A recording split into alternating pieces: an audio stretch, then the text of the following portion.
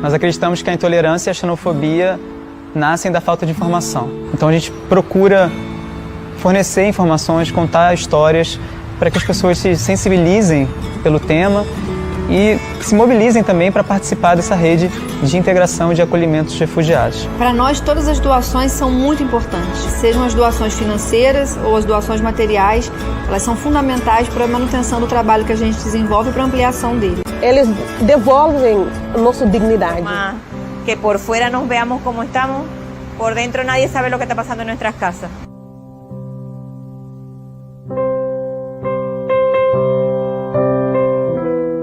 Oi, gente. Caritas está fazendo uma campanha para doar. A gente está convidando vocês para ajudar a Caritas y también ayudar a las personas. Que de un día para otro se te paraliza el mundo, o sea, te quedaste sin trabajo, estás en un país que no conoces a nadie. Las únicas puertas que nosotros tocamos son las de Caritas.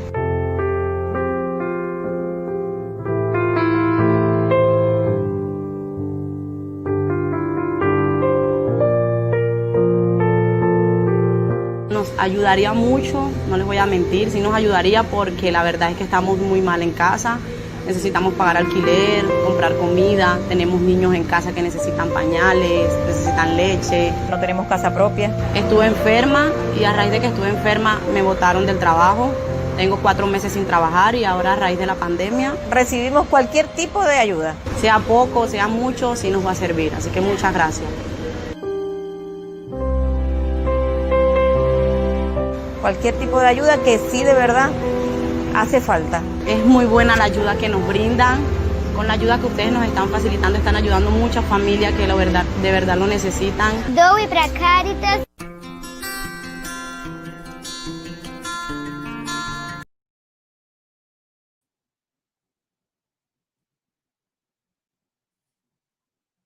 Boa noite a todos. Sejam bem-vindos à SACEP, primeira SACEP, primeira Semana de Arte, Cultura, Extensão, Pesquisa e Inovação do Instituto Federal do Rio de Janeiro. Agradecemos muito a presença de todos, a organização do evento também por esse convite. E nessa parte do evento, nessa noite, quem vai falar para a gente é a professora Aline Gomes, que é professora do Instituto Federal de Educação, Ciência e Tecnologia do Rio de Janeiro desde 2010. A Aline é microbiologista, formada pela Universidade Federal do Rio de Janeiro, com doutorado em Biologia Molecular e Celular pelo Instituto Oswaldo Cruz. A Aline também é pesquisadora visitante, convidada da Fundação Oswaldo Cruz, e foi coordenadora do curso de especialização de Gestão da Segurança de Alimentos e Qualidade Nutricional entre os anos de 2015 e 2019, onde ela ainda é professora. Aline, muito obrigada por ter aceito esse convite. É um prazer tê-la aqui hoje e uma boa palestra. Oi, Ilana, muito obrigada pelo convite. Fiquei muito feliz. Bem-vindos todos, obrigada por estarem aqui. E vamos começar, então. As apresentações já foram feitas e o tema dessa palestra de hoje vai ser Alimentos e Covid-19, relevância na disseminação viral. Então, qual seria o papel da alimentação na disseminação do vírus? Fazendo um breve histórico, nós temos que, em dezembro de 2019, bem antes do Natal, dia 24, vários casos de pneumonia foram reportados acontecendo em Wuhan, na República Popular da China. Aparentemente, parecia que era uma nova cepa de coronavírus que havia sido identificada em humanos. Rapidamente, o governo chinês, em apenas uma semana, conseguiu determinar que realmente era um coronavírus, mas um coronavírus novo, que ainda não havia circulado na população. Esses aqui, à direita, são os dados atuais da pandemia, afinal de contas, esse vírus acabou se espalhando por todo o planeta, e o que nós temos nesse momento no mundo são mais de 55 milhões de casos da doença, Covid-19. Com aproximadamente 1.300.000 mortos. Não é a primeira vez na história da humanidade que pandemias afetam seres humanos, né? Afetam o mundo. Nós temos aqui nessa imagem diversas doenças, a maioria delas de origem viral, que acometeram a sociedade. Dentre elas, eu selecionei algumas aqui marcadas em vermelho, como as que acometeram a maior quantidade de pessoas. Do lado esquerdo, então, temos o nome da doença e a quantidade de pessoas que morreram, e do lado direito temos a data, o ano que aconteceu. Então, tivemos a praga justiniana, que matou de 30 milhões a 50 milhões de pessoas, a peste bubônica, que matou 200 milhões de pessoas, a própria varíola e assim por diante.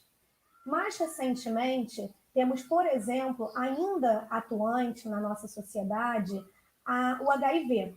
O HIV, então, já matou mais de entre 20 e 30 milhões de pessoas e se mantém ainda na nossa comunidade. Só em 1947 que a Organização Mundial de Saúde ela se estabeleceu. E a partir daí, então, ela começou a liberar os dados das pandemias.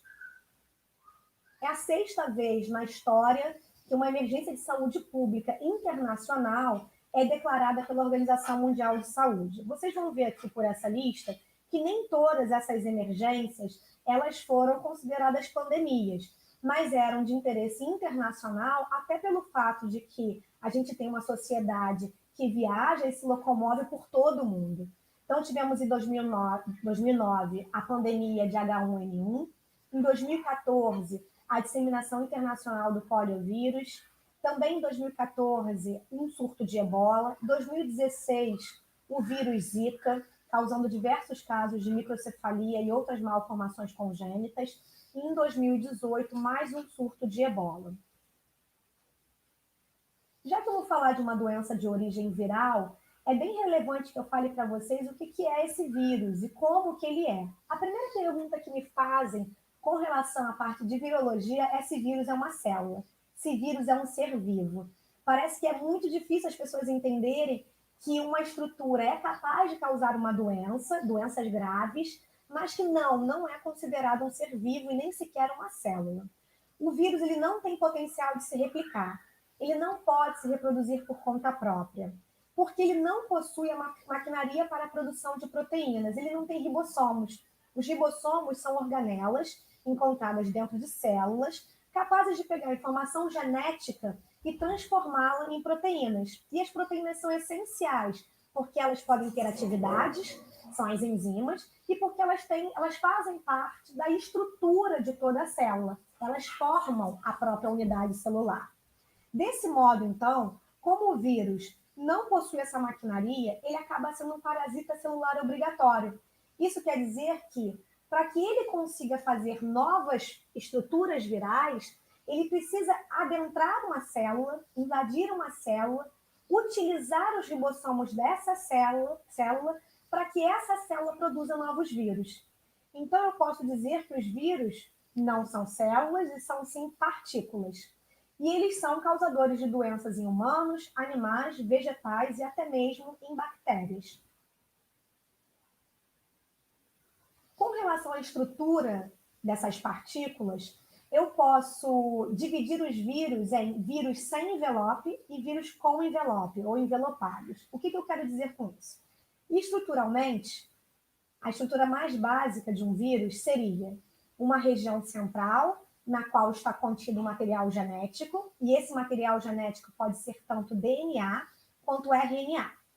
E ao redor desse material genético, deixando ele na região central, eu vou ter proteínas que vão formar uma estrutura tridimensional, como se fosse aquelas casquinhas de isopor que a gente compra em papelaria, que a gente consegue abrir. Então, imagina que no centro dela tem um material genético e essa casquinha de isopor seria essa estrutura aqui mostrada, que se chama capsídeo, no caso dos vírus. E na superfície desse capsídeo, eu tenho algumas estruturas associadas, que são as espículas, que também podem ser reconhecidas como receptores virais. Essas estruturas elas podem ser proteínas ou também carboidratos, açúcares. Quando eu falo de um vírus envelopado, Acima do capsídeo, mais externamente a essa região central de material genético, o que eu tenho é uma camada de gordura que recobre todo esse capsídeo. E nessa camada de gordura, eu vou ter, então, inseridas essas espículas ou receptores virais.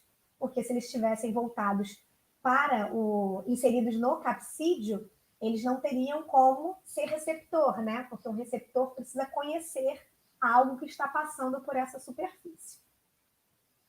Então, basicamente, o capsídeo, ele é formado por proteínas que são codificadas pelo material genético do vírus.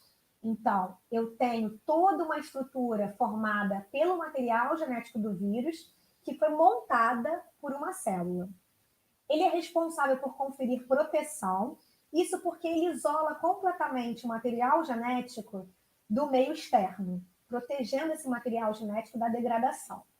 Confere rigidez, porque como ele é feito de proteínas, a estrutura química da proteína é uma estrutura bem resistente.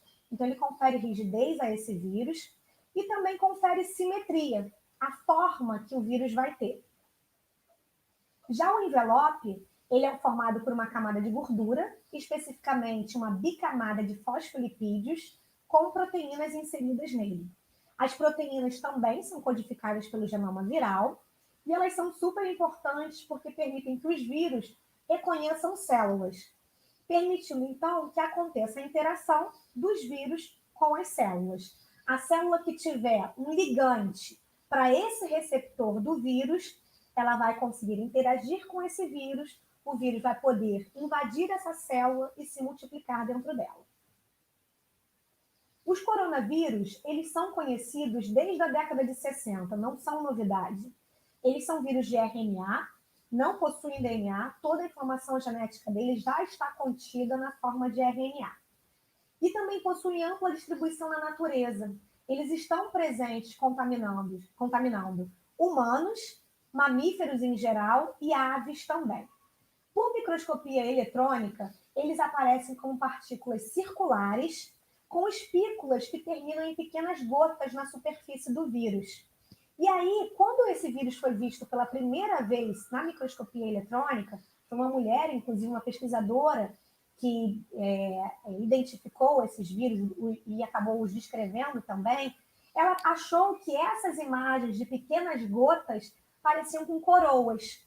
Então, ela deu o nome de coronavírus, porque do latim, corona significa coroa. Essas, então, são duas imagens. Essa primeira daqui é uma imagem de alta resolução de microscopia eletrônica.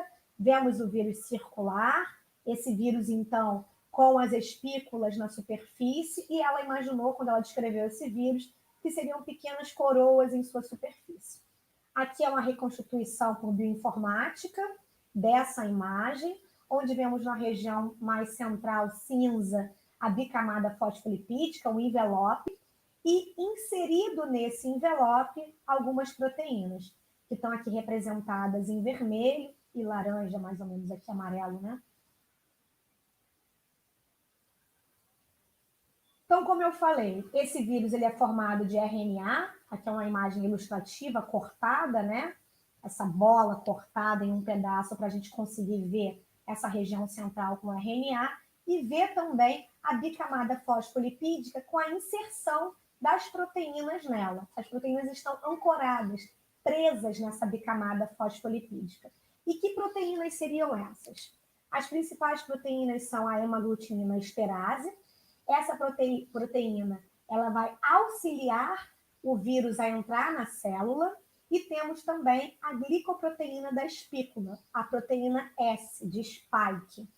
Essa proteína é a responsável por acoplar o vírus às células hospedeiras.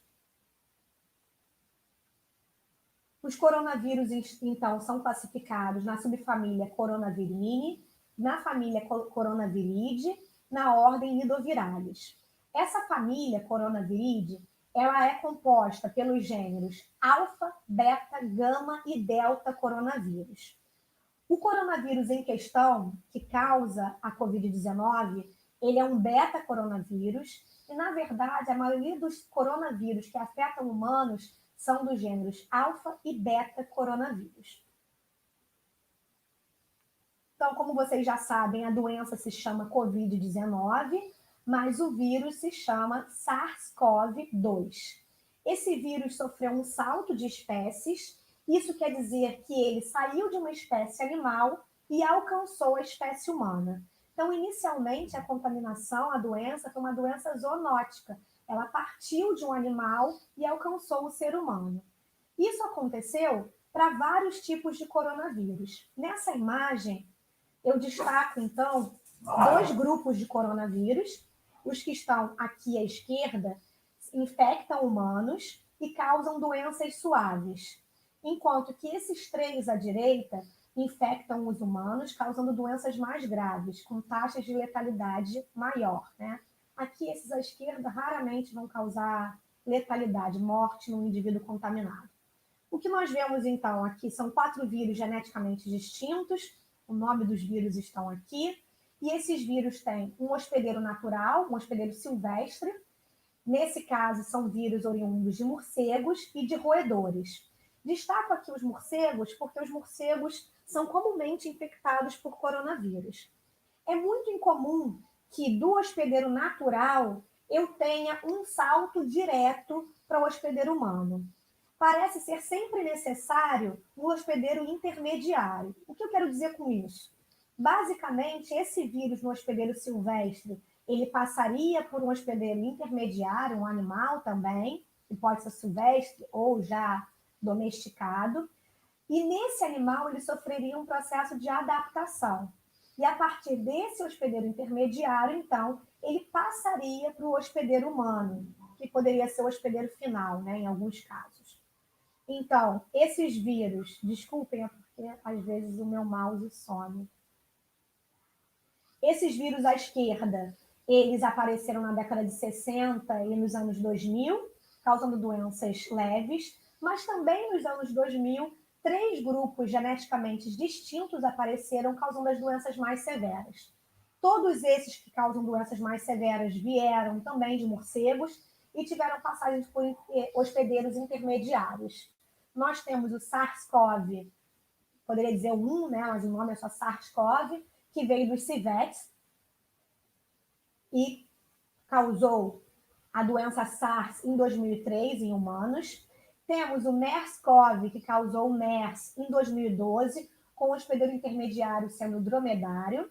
E temos atualmente o SARS-CoV-2, que apareceu no ano passado, causando doença grave em seres humanos. Aqui existe esse ponto de interrogação, porque apesar da maioria dos artigos no início descreverem o pangolim, um animal silvestre mais amplamente consumido na Ásia, como um hospedeiro intermediário, até o momento isso não foi, o martelo não foi batido, se a gente pode dizer assim. Ainda não se sabe se foi ele estava, algumas espécimes coletadas na natureza estavam contaminadas com um coronavírus parecido com o SARS-CoV, por isso se diz que poderia ter vindo do pangolim, mas os estudos mais recentes apontam que talvez não seja ele. Outros animais poderiam estar relacionados, e esses animais poderiam ser inclusive cobras.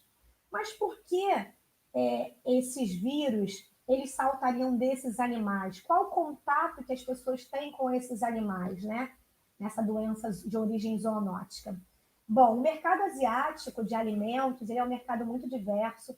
Existe uma questão cultural, não foi por vontade deles a introdução de carnes de animais silvestres na alimentação, foi por uma questão de escassez de comida durante a época de império, durante épocas muito antigas, e eles começaram, então, a comer esses animais.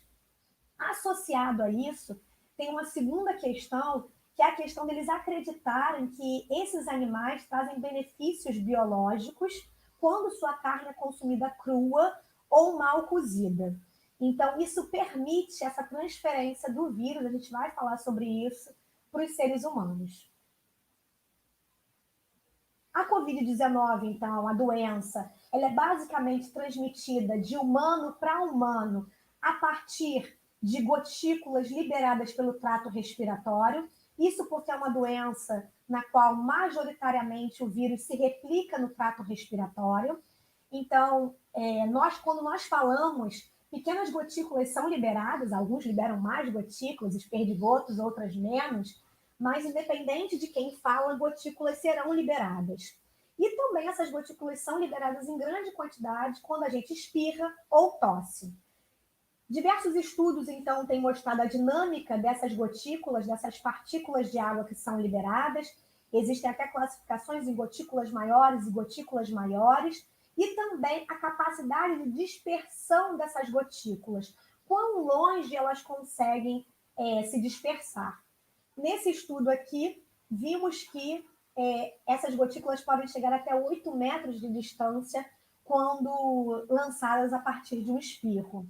Por isso que se fala tanto que o uso de máscaras é extremamente relevante para bloquear, para diminuir a disseminação viral. Máscaras, protetores faciais, eles são muito relevantes porque eles vão diminuir a quantidade de partículas que vão ser lançadas nesse ambiente. Óbvio que ainda terão partículas sendo lançadas, mas a gente diminui a quantidade dessas partículas e também a distância que elas vão alcançar no ambiente.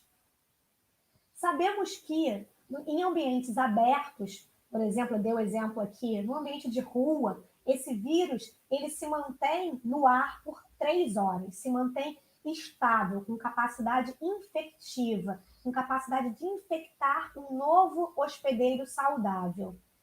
Isso quer dizer, então, que durante 3 horas, você caminhando sem máscara, se alguém espirrou ali por perto e você passar rapidamente, você ainda consegue ser contaminado. Isso gera, então, estudos relevantes com relação à microbiologia do ar. Então, qual é a capacidade de manutenção desse vírus em ambientes fechados e em ambientes abertos? Aqui eu deixo para vocês uma referência de um estudo que foi mostrado no El País, mostrando, não foi o potencial de disseminação, tá, gente? Esse estudo aqui mostrou exatamente uma análise de 3 casos de surtos de Covid em ambientes fechados. Em um desses casos, é esse ambiente aqui que está sendo mostrado, onde o paciente 0 ele estava infectado, liberou os vírus pela sua fala, tosse, espirro, só que esse era um ambiente fechado, com presença de ar-condicionado. Esse ar-condicionado, então, favoreceu a disseminação do vírus por todo o ambiente. Por isso que se torna extremamente relevante quando a gente pensa em ir para um ambiente fechado, vamos imaginar volta às aulas, ida a um restaurante, um bar, casa de amigos, que essas reuniões sejam feitas com a menor quantidade possível de pessoas e que os ambientes estejam com janelas abertas e boa ventilação. Falei, então, da contaminação principal, que seria essa transmitida de humano para humano através de gotículas dispersadas pelo trato respiratório. Porém, eu tenho também uma contaminação do tipo secundária, se eu posso dizer assim, no qual essa pessoa que espirrou ou tossiu, ela vai ficar com gotículas presas ao seu rosto. É normal a gente espirrar e ficar um pouquinho assim, né, molhado, a gente tira com a mão. Temos costume de cumprimentar com beijos, cumprimentar apertando as mãos. Isso deve ser evitado, porque essas pessoas contaminadas que espirram e passam a mão para limpar, o que acontece? Quando eu vou apertar a mão de alguém, eu transfiro o vírus da minha mão para a mão da pessoa. Quando eu vou dar beijo, eu transfiro o vírus diretamente para a mucosa da boca, para o lábio, que depois eu vou acabar lambendo. E a mão, o principal problema de contaminar a mão é porque depois eu vou encostar essa mão no olho, no nariz, na boca. E diversos estudos mostram que nós tocamos o rosto diversas vezes ao dia. Está na casa da centena. Tocamos o rosto centenas de vezes ao dia. E além de tocar o rosto, tocamos objetos. Então, espirrei na minha mão, estou contaminada. Peguei um copo e servi água para você. Nesse momento, você encostou esse copo também. Então, as superfícies também podem ser contaminadas com o vírus durante essa transferência de um indivíduo contaminado para uma superfície. Dados da Organização Mundial de Saúde e de diversas publicações científicas indicam tempos distintos de permanência do vírus em superfícies. Então, esse tempo que eu vou mostrar aqui ao lado é um tempo estimado. Por exemplo, o cobre, o vírus transferido pela mão, por um espirro, para uma panela de cobre, para uma estrutura feita de cobre, né, ele vai se manter viável, infectivo, por até 4 horas. Quando eu penso no papelão, 24 horas. Plásticos e ácido inoxidável, até 3 dias. Vejam que as alterações de viabilidade desse vírus, de tempo de viabilidade, elas vão acontecer dependendo da superfície e também podem acontecer dependendo da umidade do ar e da temperatura. Então, às vezes, eu vou te dizer que numa cidade mais úmida, esse vírus se retém por 2 dias, por 3 dias. Numa cidade mais seca, no plástico, talvez por 2 dias e assim por diante. Então, vai ter também variação não só devido à superfície, mas qual o ambiente no qual essa superfície se encontra. Tá bom. Então, eu falei de superfícies, falei de ar. Como fica quando a gente começa a pensar em alimentos? Será que os alimentos são potenciais veiculadores do SARS-CoV-2 para a população? A primeira coisa que a gente tem que saber quando a gente fala de alimentos é que doenças transmitidas por alimentos geralmente estão relacionadas com a manipulação por pessoas contaminadas. Então, a manipulação inadequada do alimento, uma condição higiênico-sanitária inadequada. Uma grande quantidade de vírus pode ser encontrada naturalmente no intestino de seres humanos, porém, poucos desses vírus são patógenos de origem alimentar. Isso porque os patógenos de origem alimentar, eles são sempre transmitidos por alimentos. Dentre os vírus relacionados, então, a doenças transmitidas por alimentos, as DTAs, nós temos os norovírus e o hepatovírus A, o vírus da hepatite A. Isso porque esses são os vírus que têm maior número de surtos e de pessoas infectadas, com alto número de pessoas infectadas. Porém, também temos outros vírus associados a doenças transmitidas por alimentos, como rotavírus, enterovírus, sapovírus, astrovírus, adenovírus e vírus da hepatite E. A contaminação, como eu falei, ela vai acontecer durante o processamento do alimento, porque ela pode também estar relacionada com a pessoa doente, mas com outras condições que não têm a ver só com a pessoa doente. Indiretamente, existe uma pessoa doente, mas ela não está lá manipulando o alimento. Por quê? Porque eu posso ter o contato desse alimento com fezes ou água contaminada com fezes, no processo tanto de lavagem do alimento quanto na etapa de irrigação. Eu posso ter o contato com mãos, objetos e até o próprio solo contaminado, com fezes, por exemplo. Contato com vômito ou água contaminada com vômito. Então, aqui eu estou falando de efluentes não tratados. Contato com o ambiente no qual uma pessoa doente estava, a pessoa diretamente levando esse vírus para o alimento. E até mesmo aerosóis que contenham o vírus. Todos esses vírus que causam doenças de origem alimentar, eles têm seu sítio de ação preferencialmente no epitélio intestinal. Desse modo, então, eles são capazes de se agregar a esse epitélio, então seus receptores de superfície conseguem reconhecer estruturas na superfície do epitélio intestinal. E a partir desse epitélio intestinal, eles podem promover a invasão desse epitélio e destruição desse epitélio e, em alguns casos, alcançar os vasos sanguíneos e se disseminarem para outros órgãos além do intestino.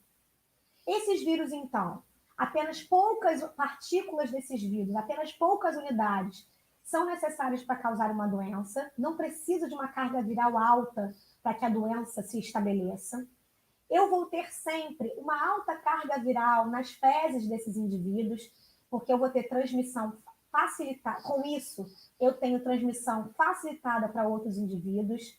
Aqui, gente, essa alta carga viral pode chegar a mais de 1000 partículas por grama de fezes para rotaviroses. Esses vírus têm replicação específica em células vivas Isso, na verdade, é para qualquer vírus. Eu preciso da maquinaria metabólica de uma célula para que a célula produza as proteínas virais e formem a partícula viral. Sendo assim, é importante que a gente lembre que é impossível que o vírus se replique em alimento ou água. Então, para esse vírus que está contaminando o alimento, olha a vantagem dele. Ele pode ter poucas partículas, porque mesmo com pouco ele já é capaz de causar uma infecção. Ele não precisa se replicar. Com poucas partículas ele já causa uma infecção intestinal. E esses vírus são relativamente estáveis e resistentes, principalmente em ambientes ácidos. Olha que interessante. Quando a gente come um alimento contaminado, a passagem no trato gastrointestinal, a primeira coisa que acontece é a passagem pelo estômago, onde eu tenho um pH ácido. Se o vírus não for capaz de resistir a esse pH ácido, ele vai ser destruído, desestruturado, não vai chegar no intestino de forma que ele consiga infectar aquelas células. E quando a gente pensa na cadeia produtiva de alimentos, existem diversos estresses que esse vírus vai ter que passar. Ele tem que resistir ao ambiente no qual o alimento foi retirado. Aqui nessa imagem, então, eu tenho um alimento de origem vegetal, tá? Mas poderia, por exemplo, ser um animal, uma vaca, uma ovelha, enfim. Ele tem que resistir a esse ambiente, a radiação solar, a falta de água, a temperaturas altas e baixas que podem acometer as culturas e também aos tratamentos que vão ser submetidos esses alimentos nas indústrias. E o tempo, além disso, que esse alimento vai levar para chegar até o ser humano. Tudo isso quer dizer que o vírus, para ser considerado um vírus transmitido por um alimento, ele realmente deve ser resistente. E o melhor exemplo de vírus que a gente tem com relação à resistência são os norovírus. Por isso que alguns estudos acerca da possibilidade de coronavírus serem transmitidos via alimentos, eles comparam os coronavírus com os norovírus. Aqui eu coloquei, então, uma tabelinha para fazer uma comparação. Então, com relação à infectividade, menos de 10 partículas de noravírus já são suficientes para causar doença em seres humanos.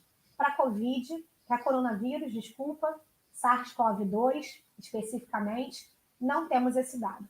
Presença em fezes e vômito, sim, temos tanto para norovírus quanto para coronavírus. Sendo que para coronavírus, especificamente em fezes. No caso de norovírus, mais de 1.000 partículas por grama de fezes. No caso de coronavírus, não sabemos ainda. Tempo que o doente libera os vírus no ambiente, nas fezes, até 3 semanas para norovírus, e para coronavírus já temos descrições de até 27 dias, mas não foram feitos estudos maiores para saber se esse tempo é maior, nem estudos que comprovem, né, que a gente vá refutando outros estudos ou desaprovem. E rota fecal oral de transmissão. É capaz de os vírus que estão presentes nessas fezes contaminadas são capazes de serem transferidos aos humanos por uma rota oral e causarem doenças? Sim, para norovírus, e não sabemos ainda para coronavírus. Não temos esses estudos ainda. Não existe nenhum dado na literatura que indique a contaminação de comida com coronavírus, naturalmente, tá? Faltam estudos? Provavelmente esse é o caso. Não temos estudos suficientes com relação a esse tópico. Os estudos que temos utilizam detecção por métodos moleculares e a gente tem que tomar um pouquinho de cuidado com relação aos métodos moleculares. Por quê? Ter o material genético do vírus não indica a viabilidade dele. O que eu quero dizer com isso? Esses estudos moleculares, eles vão detectar a presença do material genético. Lembra que eu falei para vocês que o vírus protege o material genético? Esse vírus, então, no caso do SARS-CoV, você tem material genético, um capsídeo e uma bicamada fosfolipídica, né? Um envelope lipídico.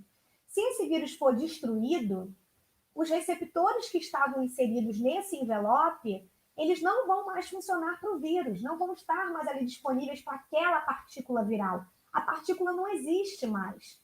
Mas eu vou ser capaz de encontrar DNA.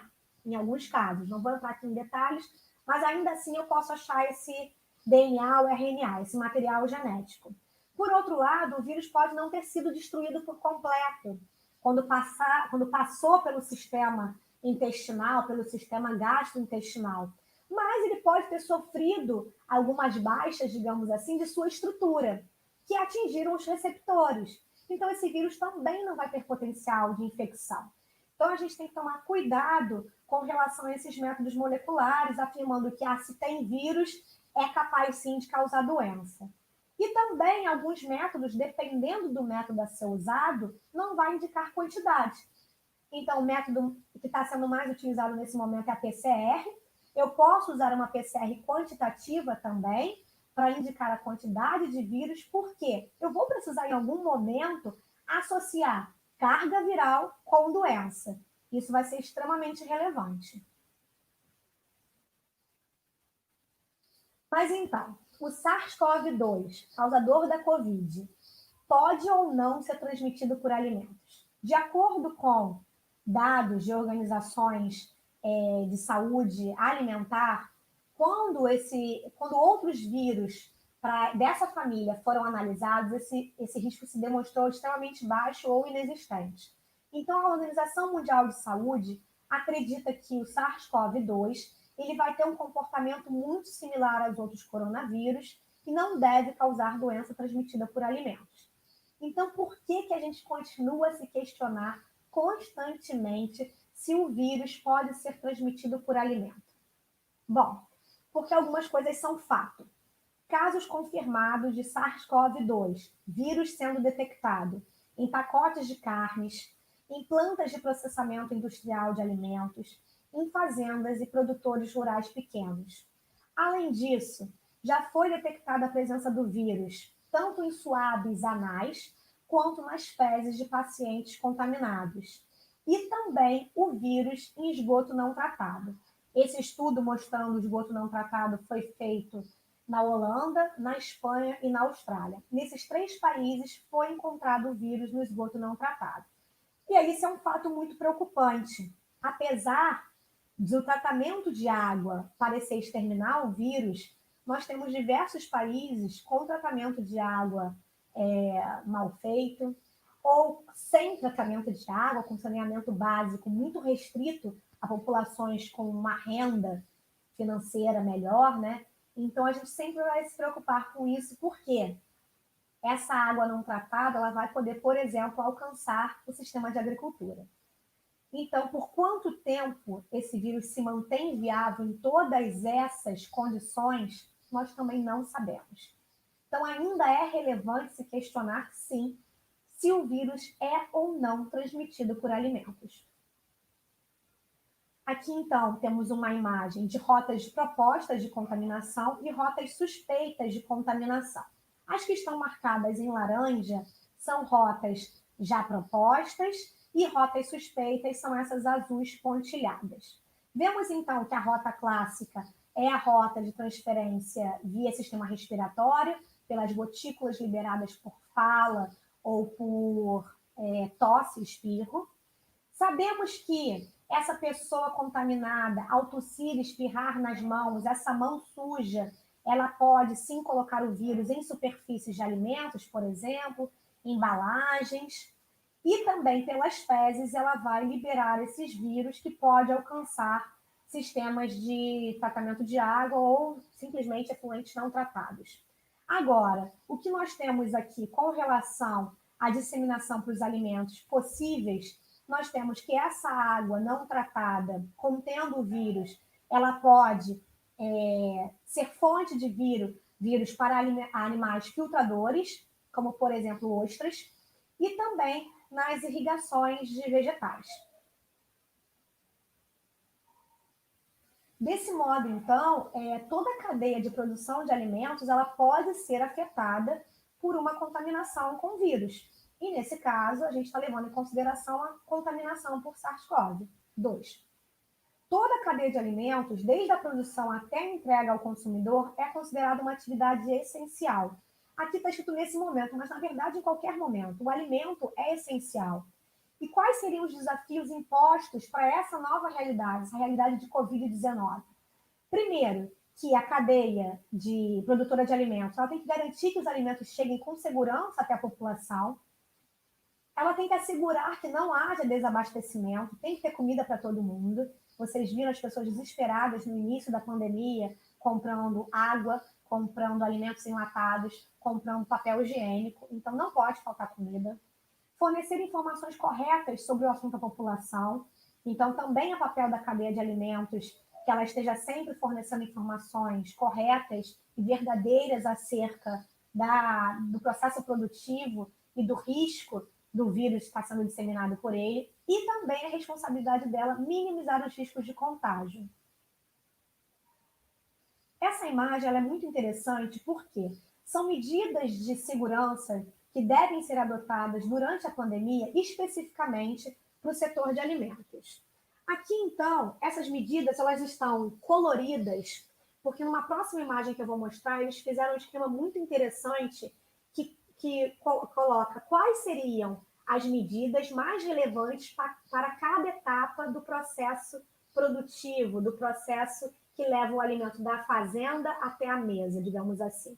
Então, em azul, nós temos o Esteja Saudável, trabalhar com funcionários que estão saudáveis, de fato. Então, é obrigação, você tem que ter uma medida de controle da saúde desses funcionários. Lavar as mãos, aqui em laranja. Então, eu tenho que sempre falar para esse funcionário lavar as mãos constantemente. Isso não é novidade, tá? Isso já está relacionado às boas práticas de fabricação. Evitar tocar o rosto, né? Nariz, olhos e bocas. Em roxo aqui, a desinfecção de superfícies com produtos adequados, nas concentrações adequadas. Em verde escuro, o ambiente de trabalho. Esse ambiente de trabalho ele tem que ser muito bem delimitado, o plano desse ambiente, saber quais são as áreas, saber como circular por essas áreas. Na preparação do alimento, pensar sempre qual o tipo de preparo adequado para cada alimento.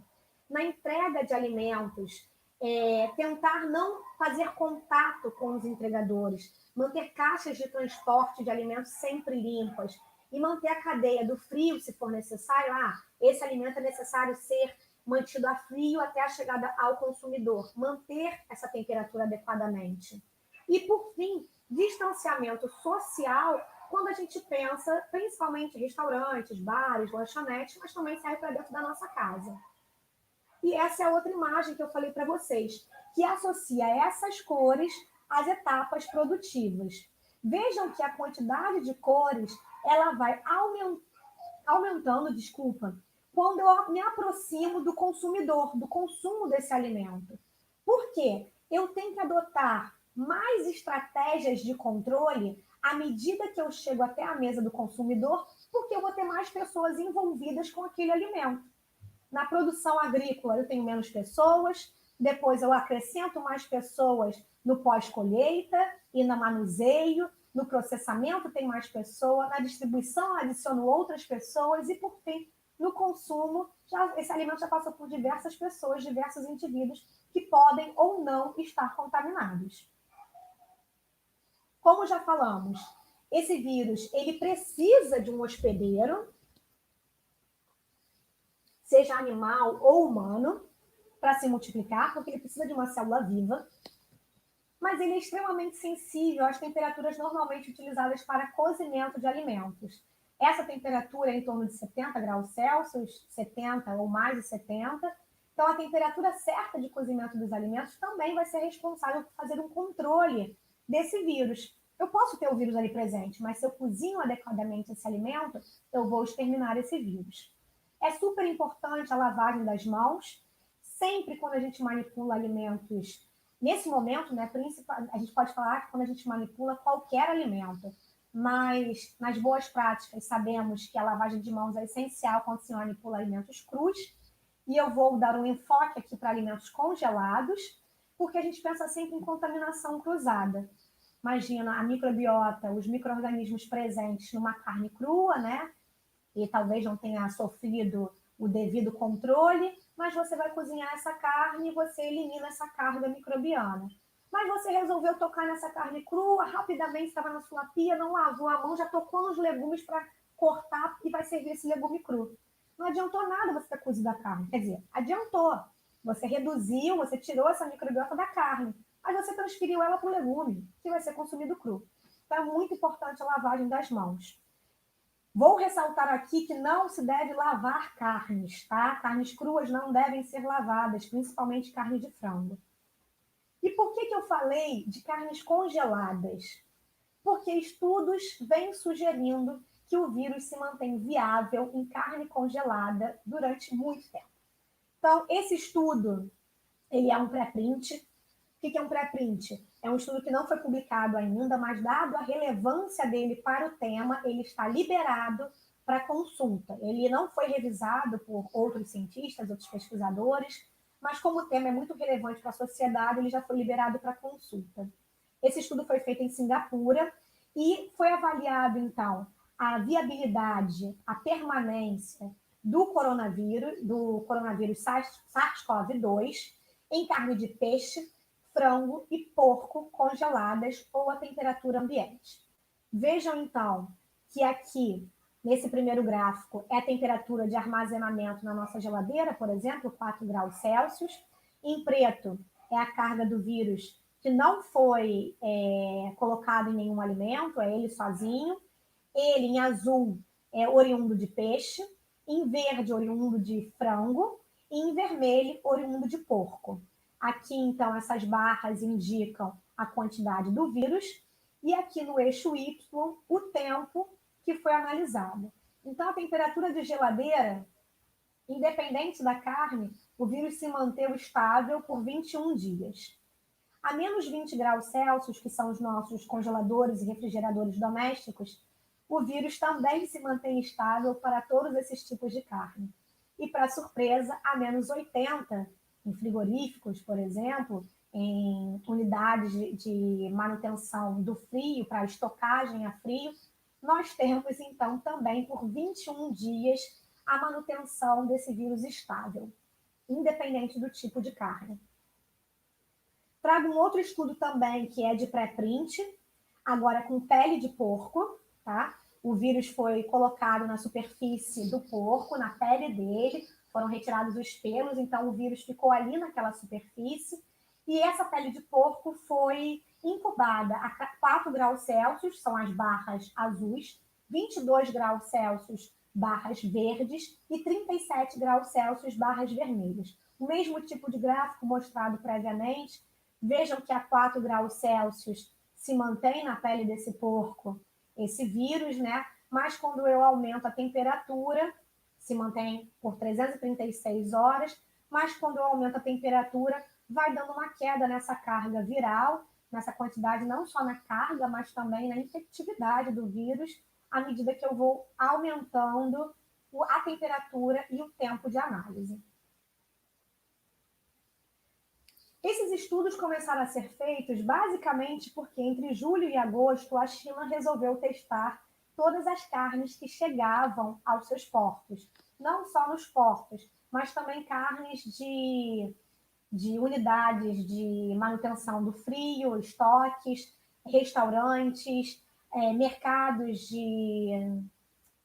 de seafood, gente, quando a gente quer essa palavra é difícil, né? De comida marinha, de comida... Vocês entenderam.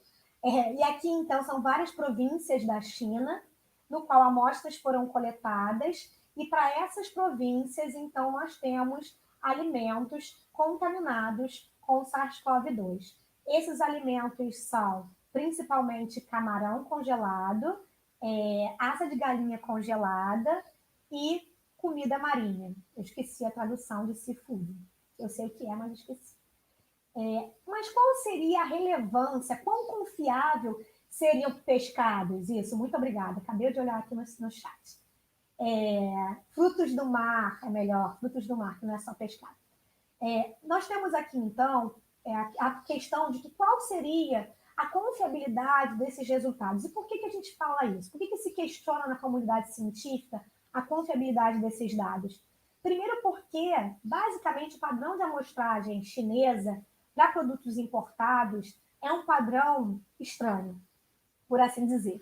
A inspeção ela é feita com, no máximo, 10 amostras por importação de produto animal. Então, independente se essa importação de produto animal tenha 10 mil unidades ou se tem toneladas, só 10 amostras vão ser retiradas.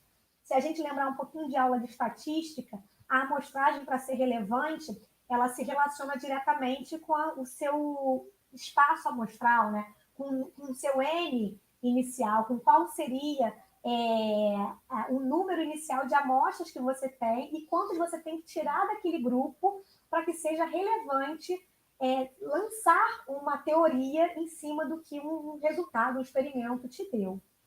Então, nesse ponto, a gente tem que ainda se questionar. 10 amostras são suficientes para dizer que um lote ele deve ser cancelado, ele deve ser inviabilizado? Um lote que tenha 2 toneladas, 10 toneladas, 100 toneladas? E, além disso, tem ainda o tipo de análise que é feita. Qual foi o tipo de análise que é feita? A análise foi feita com a própria carne? Foi com a embalagem? Foi do interior da carne? Foi da superfície da carne? Enfim, existe uma variedade de variáveis que podem ser relevantes para esse tipo de estudo. Com relação, então, ao alimento congelado, a baixa permeabilidade superficial vai afetar positivamente a viabilidade a longo prazo desse vírus. Por quê? Basicamente, o vírus vai se manter na superfície desse alimento, porque ele não vai ser capaz de penetrar nas camadas desse alimento. Quando ele não penetra, ele não sofre os tais estresses que eu havia falado antes. Mas no próprio alimento tem estresse? Sim. A própria composição química do alimento pode ser estressante para o vírus. A atividade de água, o pH desse alimento, a umidade desse alimento e até a microbiota que está associada a esse alimento pode produzir componentes que vão afetar negativamente o vírus. Então, o alimento ele tem características que, sim, podem inviabilizar esse vírus. E, além disso, o processamento de alimentos cárneos, como carcaças de carne vermelha e carne de frango, também pode afetar o vírus. Inicialmente, nós temos processamentos térmicos e químicos que foram desenhados não por causa de vírus, mas para inativar bactérias potencialmente patogênicas ao homem. Só que esses tratamentos, eles podem, sim, destruir o vírus também. Aqui temos alguns tipos de tratamentos, intervenções antimicrobianas. Alguns não são feitos no Brasil, são feitos fora do Brasil. Mas temos, por exemplo, no momento de abate, uma intervenção física, espraiar o animal abatido com água quente.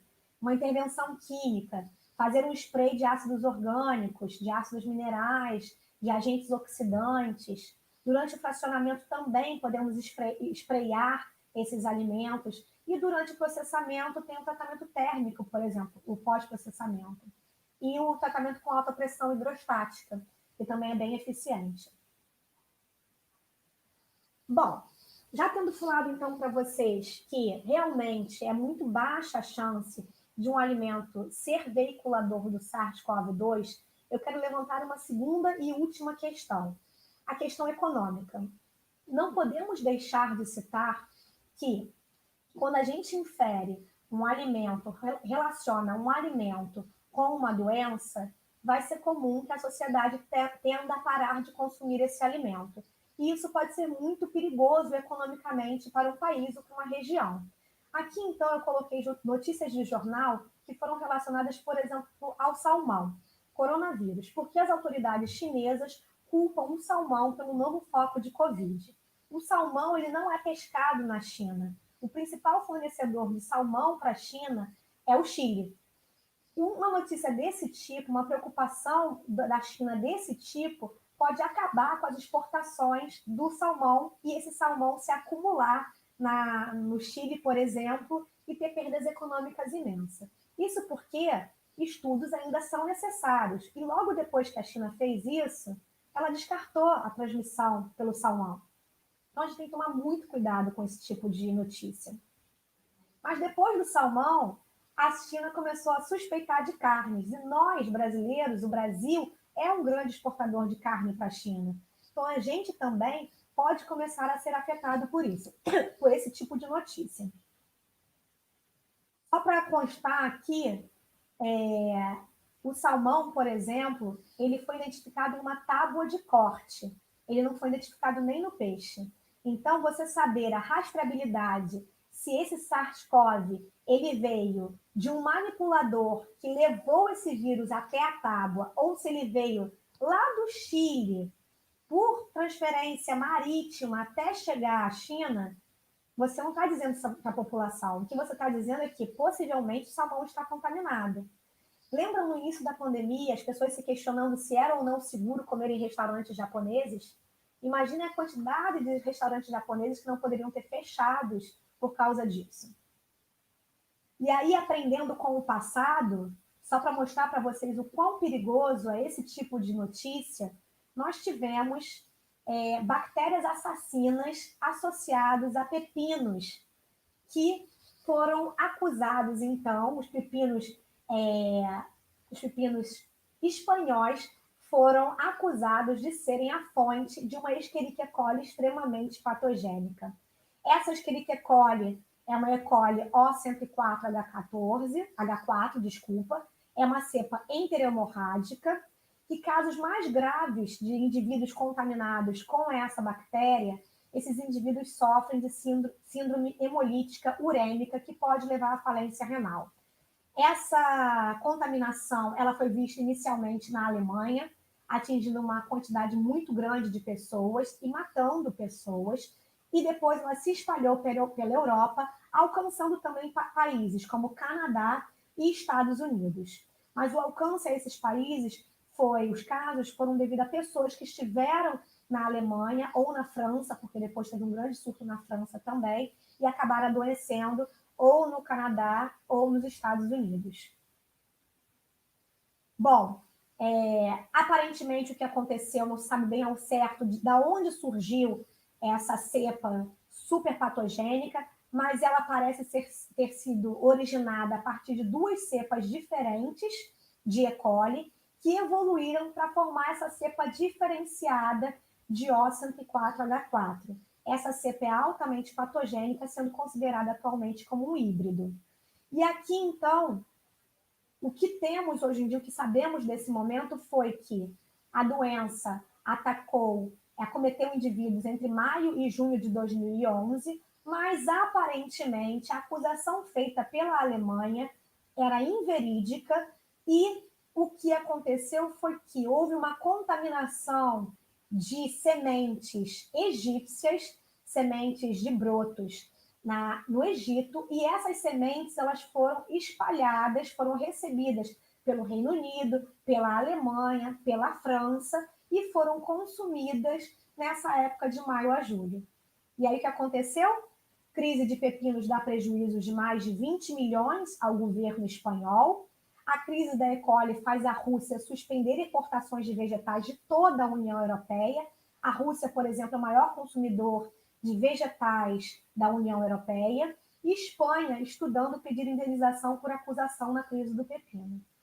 Então, isso é só para mostrar o quão importante é que se estude delicadamente, assertivamente, um caso como esse, para que depois se libere os resultados à comunidade. Como considerações finais, então, acabando essa palestra, deixo as dúvidas para vocês agora, né? O vírus SARS-CoV-2, ele consegue se manter viável após passagem pelo trato estomacal, esse ambiente ácido? Apesar do vírus se ligar a receptores específicos que estão presentes na superfície de células do trato respiratório, de mucosas e até mesmo de células do epitélio intestinal, qual a carga viral que vai ser necessária para infectar humanos pela rota gastrointestinal? O vírus pode invadir as células do epitélio intestinal? Eu só encontrei um estudo dizendo que o vírus é capaz de se reproduzir dentro dessas células, mas não vi nada sobre ele conseguir atravessar esse epitélio e dali alcançar outros órgãos. Por fim, a concentração do vírus no alimento é muito baixa.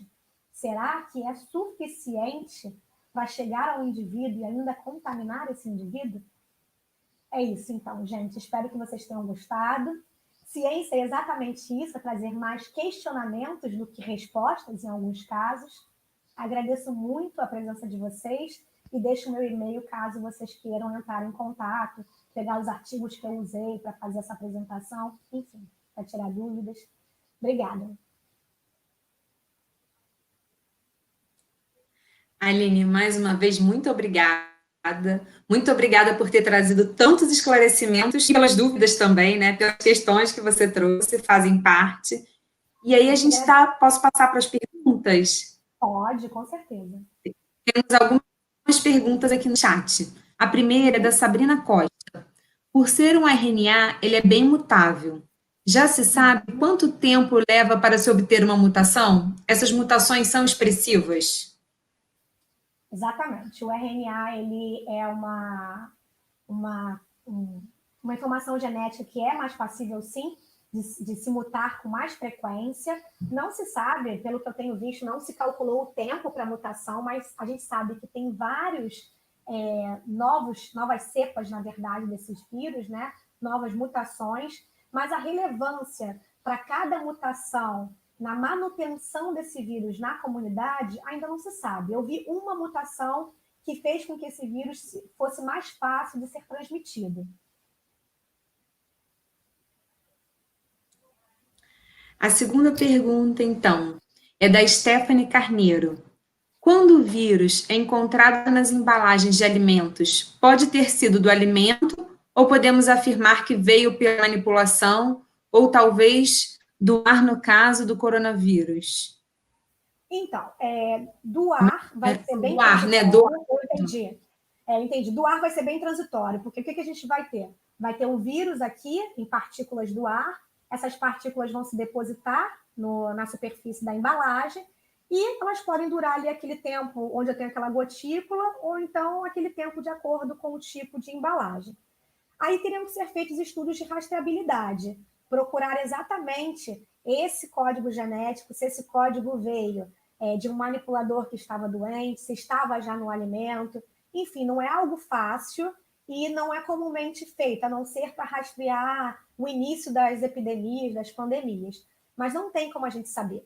Infelizmente, não tem como. Mas eu digo que limpar as embalagens, como tem se recomendado, né, com álcool 70, é super eficiente. Então, chegou em casa, limpa tudo, é o que o pessoal tem feito desde o início e funciona muito bem. E, Aline, você chegou a comentar o caso do salmão, da comida japonesa, né, que foi colocada em xeque logo nos primeiros meses da pandemia. Mas como é que a gente não pode fazer um contraponto também, quando a gente pensa que esses alimentos são manipulados e vão ser consumidos crus? Como é que fica isso? A gente pode garantir a segurança nesse sentido? Aí a pergunta é minha. Eu percebi. Não, eu não vou dizer em nenhum momento que a gente garanta a segurança. Eu vou responder o que eu já vi outras pessoas respondendo, inclusive médicos, infectologistas, e eu acho que é bem pertinente. Escolher o lugar certo para comer. Para comer comida crua, a gente não pode comer em qualquer lugar. A gente teve um boom, né? Uma quantidade imensa de restaurantes japoneses, asiáticos, sendo estabelecidos, porque o brasileiro gostou muito desse tipo de comida. Mas não dá para comer comida crua em qualquer lugar. Então, come em lugar que você confia. Antigamente se falava que grávida não podia comer salmão, não podia comer camarão, várias coisas. Mas vários médicos hoje em dia dizem que pode comer a comida japonesa, contanto que seja num restaurante conhecido. Que você conheça o dono, o gerente, que você sabe a procedência daqueles peixes. E provavelmente uma boa procedência quer dizer também que boas práticas de manipulação também são adotadas nesse ambiente. Pensando aí na segurança microbiológica, vale para os outros alimentos também, né? Conhecendo a procedência dos alimentos, tudo fica melhor, fica mais tranquilo. Exatamente. A gente tem mais pergunta aqui. A próxima é da Renata Espíndola. Quem não tem as vilosidades do epitélio íntegro é mais suscetível, como no caso dos celíacos, com grandes atrofias nas microvilosidades intestinais? Boa pergunta. Não sei. Sinceramente, não sei. E a gente tem que admitir quando não sabe. Não sei. Porque aí a gente tem que ver a especificidade do vírus, o reconhecimento daqueles receptores HCE2, né? Como é que eles ficam, se eles ficam muito comprometidos no epitélio intestinal, onde essas microvilosidades elas foram diminuídas, ou a pessoa que já tem uma microvilosidade menor, ou até, em alguns casos, ausência. Então, aí teria que ver se existem estudos com relação à presença do receptor, a diferença de expressão de receptor nesses indivíduos. Já tem alguns trabalhos que mostram diferenças de expressão, né, em diabéticos, e tem alguns outros fatores que parecem afetar também a diferença dessa expressão, mas eu também nunca não vi falar nada com relação a celíacos em particular. Eu vi uma palestra muito interessante, foi um mini curso até aqui na SACEP, que falava sobre a quantidade desses receptores em células adiposas. É uma quantidade imensa, é muito expresso. Então, por isso que a obesidade é um fator de risco muito grande. Está entre os principais fatores de risco, né? Então, tem ainda aqui pergunta da professora Carla Sante, dando parabéns, o tema de uma relevância, grande aprendizado. Muito obrigada, Carla. Mais uma perguntinha aqui. Pergunta também da Thaísa Matos. O vírus sobrevive em grande quantidade de água? Você fala, então, no ambiente aquático, é isso? Ele vai sobreviver. Agora, o tempo que ele vai sobreviver, dependendo das características daquele ambiente. Então, a gente tem que pensar, por exemplo, a água do mar. A água do mar tem uma quantidade de sal muito grande.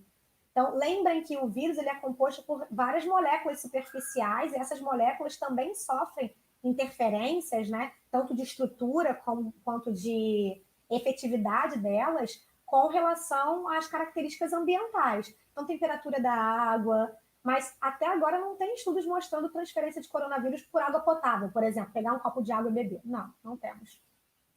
Ainda bem. Ainda bem, né? Pelo menos isso. Mais pergunta aqui, da Sabrina Costa. Sobre os anticorpos. Aqui em casa, 3 pessoas tiveram o vírus, mas só 2 pessoas têm os anticorpos. Será que essa pessoa que não adquiriu os anticorpos terá alguma defesa? Só pergunta difícil para você, só pergunta casca. Vamos lembrar lá da imunologia, né? Já que eu sou formada em microbiologia e imunologia. Gente, com relação aos dados imunológicos, isso tudo ainda é bem aberto. A gente não sabe ainda, é muito recente. Mas se a pessoa não tem anticorpos, é muito provável que ela possa se infectar novamente, né? Então, já tem se discutido que alguns estudos têm mostrado que a baixa carga viral cotidiana com o uso da máscara, né, talvez seja até um sistema de imunização. Então, tem muitos estudos acerca de imunização. Mas o que a gente sabe é que se a pessoa não tem anticorpos, ela está propensa, sim, a adquirir a doença. Acho que foi mais ou menos essa pergunta, né? Ou me perdi? Não, acho que foi por aí também. Professora Thaís Majerovics, você pode falar um pouco mais sobre os riscos das transmissões em restaurantes e serviços de alimentação? Essa é pegadinha de propósito da Thaís para você. Pois é, professora, amiga minha de equipe. Os riscos. Bom, vamos lá. Aí é a opinião junto com ciência, né, gente? O risco, obviamente, é muito grande. Você tem pessoas manipulando alimentos, pessoas que passam de uma mesa para outra, são os garçons, então eles estão indo de uma mesa a outra, mesmo com distanciamento. Então, você tem um distanciamento entre as mesas, mas você tem o garçom fazendo essa ponte que vai de uma mesa até a outra. Você tem um indivíduo na cozinha. Então, o garçom que serve, ele também vai tirar o seu prato, ele vai tocar no seu guardanapo. Outro dia eu fui num restaurante e meu guardanapo eu deixei em cima da mesa. E ele foi pegar, não, deixa que eu pego para você. Peguei e coloquei dentro do prato. Então, assim, o risco é muito grande. Ele pode ser minimizado por diversas atividades, como o uso do álcool gel à mesa, sentar distanciado, usar máscara. Enquanto você está esperando a comida, fica de máscara, não custa nada, entendeu? Mas é um risco grande, com certeza. E opte, obviamente, se quiser comer na rua, aí são as opções pessoais, afinal de contas, o governo já abriu em algumas cidades os restaurantes, né? Opte por restaurantes abertos. Tem vários restaurantes com mesas bem espaçadas em áreas abertas, como calçadas, ou áreas internas com abertura a céu aberto, digamos assim, né? Então, opte por esses restaurantes. É bom que as perguntas estão bombando, Aline. O chat está aqui cheio de coisa para te perguntar. Uma continuação de uma pergunta pergunta anterior. Olha, numa reinfecção, estariam livres de complicações da doença e essas pessoas ficariam assintomáticas? Voltando na imunologia. Não sabemos ainda. Ainda precisa de muito estudo para ter essa informação. Não tem como a gente saber isso nesse momento. Se eu falar alguma coisa, eu acho que vai ser precipitado. Seria no achômetro mesmo, sabe? Não tem como dizer. Pergunta da Bruna Soares. Não sei se já foi falado sobre o uso de máscara nos restaurantes, pelos funcionários e clientes. Você também acabou de mencionar, né? Estava falando sobre isso. É essencial, com certeza. E você também já tinha mencionado na sua apresentação essa transmissão secundária que pode acontecer pelo contato das mãos, quando a gente leva a mão no rosto, se a gente estiver contaminado, ou se o funcionário do restaurante estiver contaminado, ele pode estar transmitindo algumas partículas de vírus. E como a gente ainda não tem certeza, não tem dados sobre a carga viral, a gente sempre fica na dúvida, né? O quanto a gente está se expondo a essas infecções, esses modos de transmissão secundários também, né?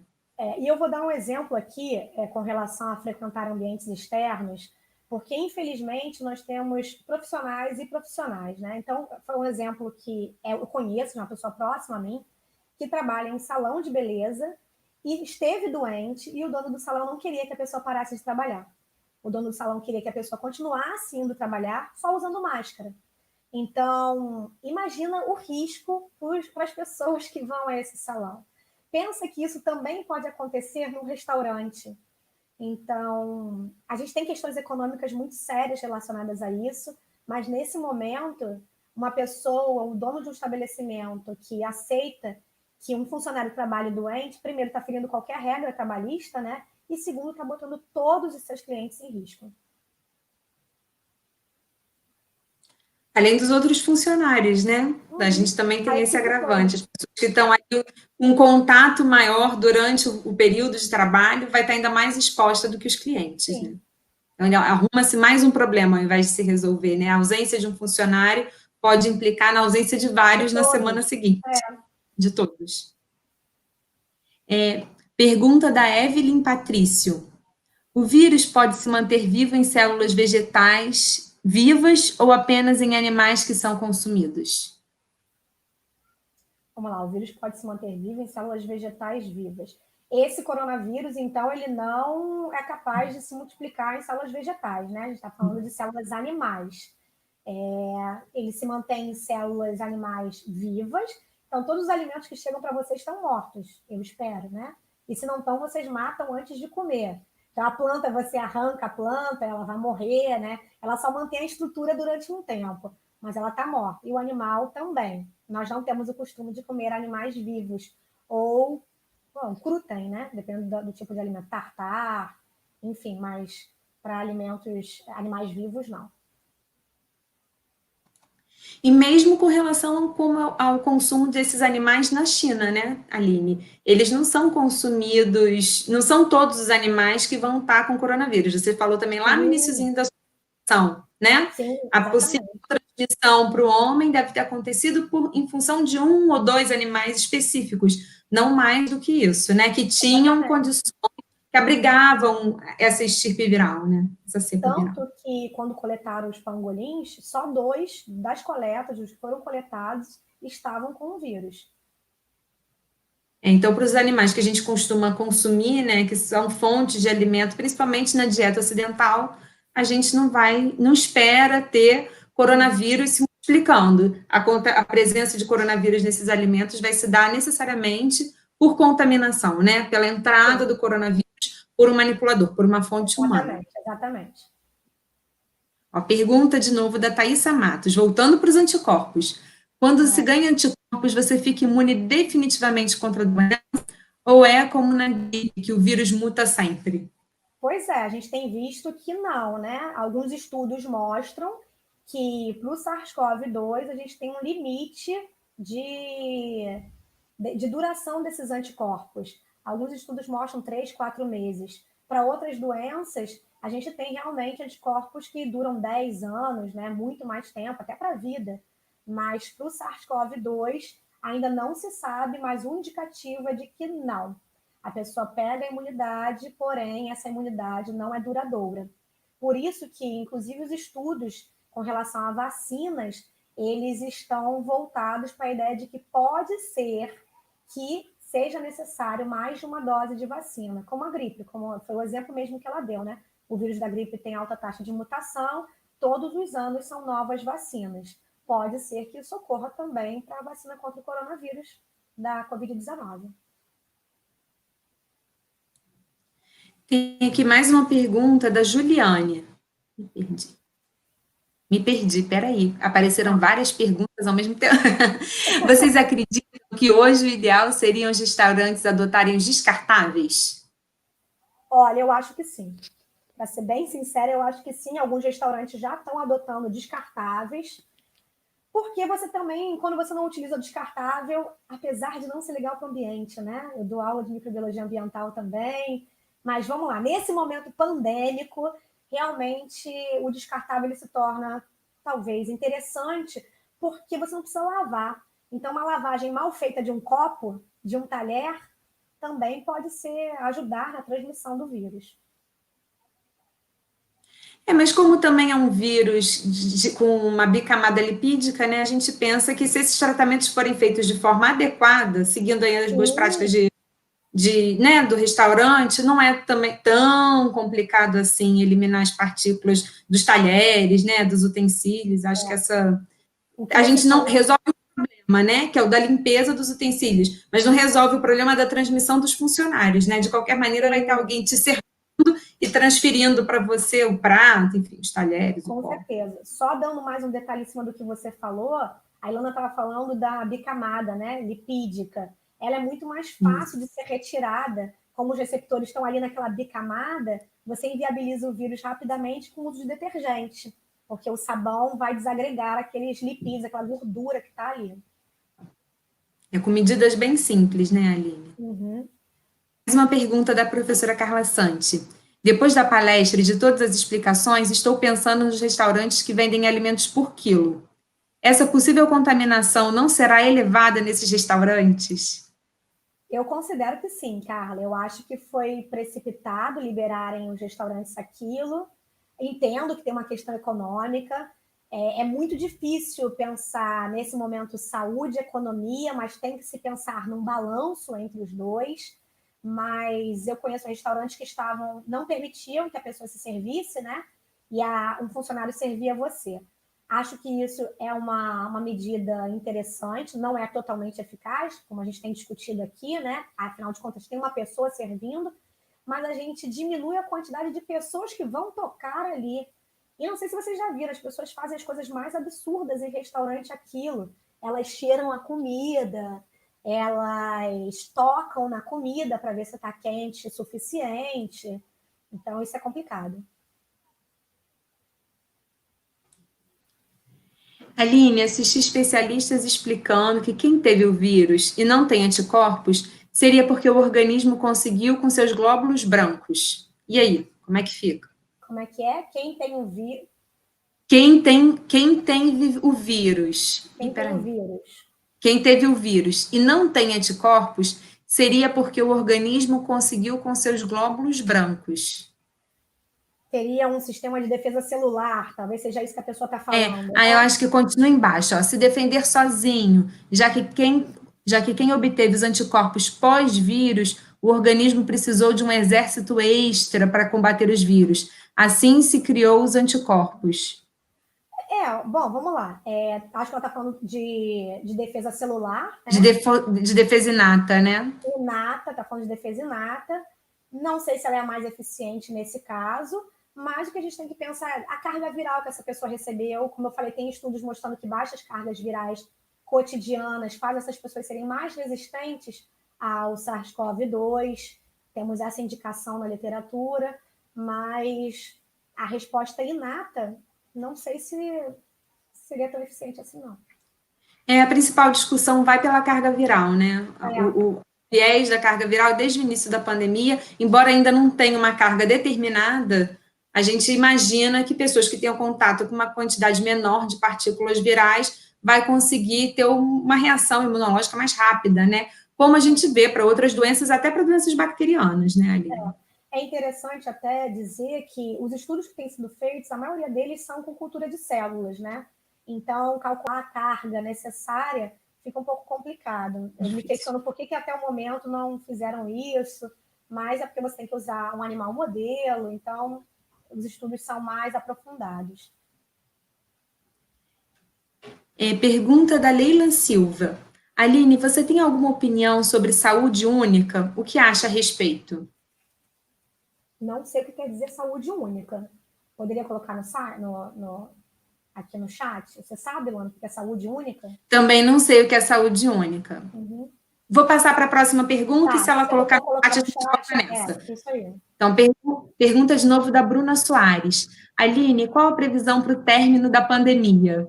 Aline, se você souber, vai ser tão bom. Só a vacina vai ser... Se eu souber, é o que todo mundo está querendo saber, né? Eu não acredito que termine tão cedo, mas não quero dar uma de pessimista, porque eu estou muito pessimista, na verdade, com relação Vou complicar a pergunta. Termina logo, Aline, não só para o término. Eu não quero que ninguém me diga que pode terminar em 2030. Tem que ser para 2021. Tem que ser para 2021 no primeiro semestre, né? No primeiro semestre, dia 1º de janeiro. Mudou o ano. Eu acho que nem no primeiro semestre. Eu acho que a gente está botando muita expectativa na vacina, numa vacina que tem que ser produzida rapidamente, emergencialmente. Tivemos várias doenças que acometeram a população ao longo dos anos e nunca foi tão rápida a produção de uma vacina. Então, eu não estou muito confiante nisso, não. Existe uma boa confiança quando a gente pensa que já existem vacinas para coronavírus para animais, né? Então, são vacinas que foram desenvolvidas, que funcionam, né, em modelos que, por onde essa vacina passaria num trâmite normal, antes de ser testada em seres humanos. Então, esse já é um passo bastante otimista, né? Acho que já nos dá uma tranquilidade. Existem vacinas que funcionam contra coronavírus, isso já é muito bom. E a gente tem que lembrar que tem pessoas que não vão querer se vacinar, né? Infelizmente, temos ainda uma parte da população que tem essa ideia louca de antivacinação, de ser antivacinação, que é totalmente errado, eu acho que não cabe nesse momento discutir, mas isso afeta toda uma população. Então, teremos pessoas que não vão querer se vacinar também. Então, exterminar o vírus vai ser difícil. Continuando aqui, então, chat movimentado. Mais uma pergunta da Stephanie. Essa facilidade de mutação, pode haver a contaminação humana para outros animais com grandes escalas, como estamos vendo com os Visions na Europa? Não entendi. Não, o Vison. É Vison? Que tira até a pele dele para fazer. Pode ser. Isso. Lembra disso? Casaco de Vison. Isso é bem antigo. Nem pode mais fazer isso, eu acho. Pois eu não vi esses estudos do Vison, não. Eu já escutei falar deles. Mas a transferência para os animais já foi visto em gato, se eu não me engano, em cachorro. Mas a possibilidade desses animais passarem para o homem parece ser extremamente limitada. Então, eles não seriam fontes de transmissão do vírus para o homem, não.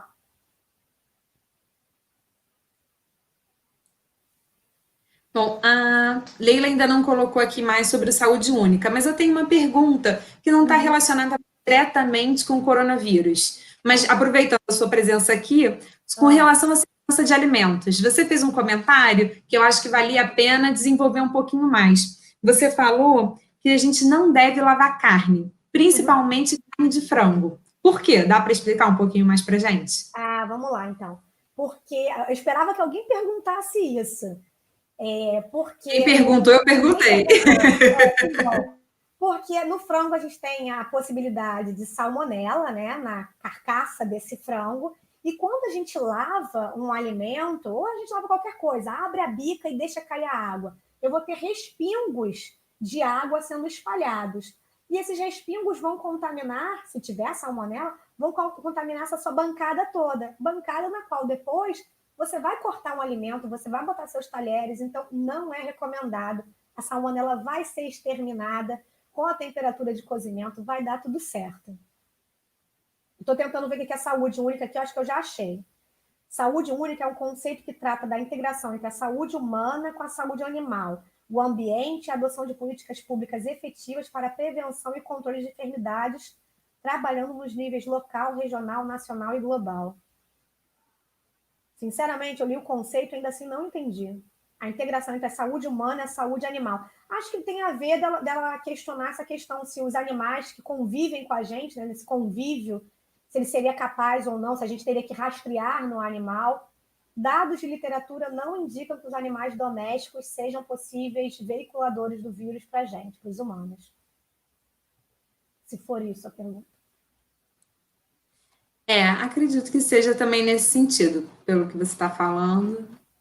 Bom, não temos mais perguntas no chat, então gostaria de te agradecer muitíssimo, Aline, mais uma vez. Você trouxe muitas questões muito interessantes, importantes não só para a segurança de alimentos em relação ao Covid-19, mas também para práticas que são importantes no ambiente doméstico, no nosso comportamento, né, na escolha de restaurantes. Eu acho que isso é fundamental. O nosso comportamento precisa mudar em vários aspectos. Já precisava, né, antes da pandemia. E agora essas questões estão aflorando, estão ficando mais importantes, né, mais evidentes. E muito obrigada pela sua participação mais uma vez. Muito obrigada a todos pela participação essa noite. Foi um prazer enorme. Para mim, em particular, estou morrendo de saudade. Tomara que a gente possa se encontrar em breve. Ilana, eu quero agradecer muito o convite. Eu fiquei muito feliz com esse convite. Eu gosto de falar, falo muito. Peço até desculpa às nossas duas intérpretes, né? Que eu posso ter falado rápido demais. É comum, eu falo rápido. Tentei me segurar, agradeço às intérpretes, a você, a todos que estavam aqui presentes. Espero que vocês consigam ver essa palestra como realmente discutir ciência, que acho que isso é o mais relevante. Eu não trouxe a resposta aqui, provavelmente alguns tenham vindo assistir para saber, eu posso ou não, é perigoso ou não. Eu trouxe mais questionamentos, e a ciência realmente é isso, é se questionar a todo momento. Muito obrigada, gente. Tchau. Obrigada, Aline. Boa noite. Boa noite a todos. Boa noite.